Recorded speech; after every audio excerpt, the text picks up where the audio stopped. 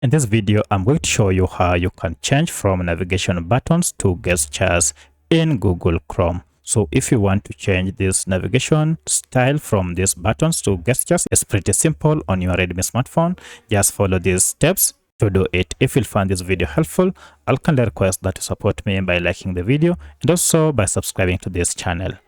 Alright, to get started, you need to go to settings and then click on settings.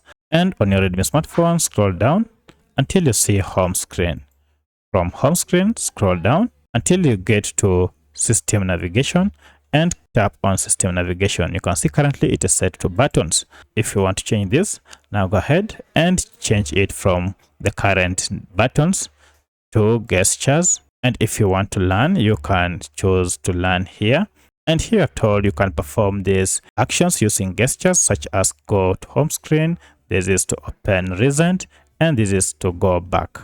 So that's how you can switch from navigation buttons to gestures on your Redmi smartphone.